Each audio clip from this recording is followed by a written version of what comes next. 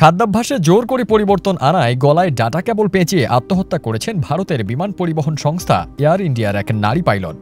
এই ঘটনায় আত্মহত্যার প্ররোচনার অভিযোগে তার প্রেমিককে গ্রেপ্তার করেছে পুলিশ। ২৮ নভেম্বর এক প্রতিবেদনে এ তথ্য জানিয়েছে ভারতীয় সংবাদ মাধ্যম এনডিটিভি। প্রতিবেদনে বলা হয়, মুম্বাইয়ের মারোল এলাকায় কানাকিয়া রেইন ফরেস্ট ভবনের একটি ফ্ল্যাটে বসবাস করতেন সৃষ্টি তুলি। এয়ার ইন্ডিয়ার পাইলট হিসেবে কর্মরত ছিলেন তিনি। গত ২৫ নভেম্বর ফ্ল্যাটে তার ঝুলন্ত লাশ পাওয়া যায়। পুলিশের একজন কর্মকর্তা জানিয়েছেন, সৃষ্টি উত্তরপ্রদেশের বাসিন্দা হলেও পেশাগত কারণে গত বছরের জুন মাস থেকে মুম্বাইয়ে থাকছিলেন।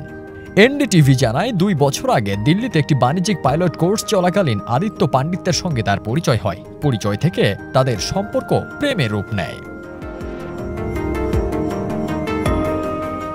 পুলিশ জানিয়েছে, মৃত্যুর আগে সৃষ্টি ফোনে আদিত্য পণ্ডিতের সঙ্গে কথা বলেছিলেন। সেই সময় আদিত্য গাড়ি চালিয়ে দিল্লি যাচ্ছিলেন। পরে তিনি মুম্বাই ফিরে এসে ফ্ল্যাটের দরজা ভেঙে ভেতরে প্রবেশ করেন। সেখানে সৃষ্টিকে ডেটা কেবলের মাধ্যমে ঝুলন্ত অবস্থায় দেখতে পান। হাসপাতালে নেয়ার পর চিকিৎসক তাকে মৃত ঘোষণা করেন। তবে ঘটনাস্থল থেকে কোনো সুইসাইড নোট উদ্ধার করা যায়নি। তুলির চাচা বিবেক কুমার নরেন্দ্র কুমারের থানায় দায়ের করা এফআইআরটি থেকে জানা যায়, তুলির প্রেমিক আদিত্য পণ্ডিত তুলিকে আমিষ খাওয়া ছাড়তে বাধ্য করেছিলেন এবং জোর করে নিরামিষ খাওয়াতেন। এছাড়া তুলিকে মানসিকভাবে নির্যাতন করতেন আদিত্য।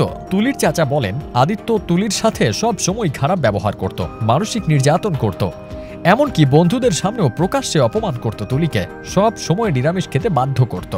তুলির মরদেহ উদ্ধারের পরপরই মঙ্গলবার আত্মহত্যায় প্ররোচনায় আদিত্যকে গ্রেপ্তার করা হয়। পরবর্তীতে তাকে আদালতে পেশ করা হলে পুলিশ হেফাজতে পাঠানো হয়।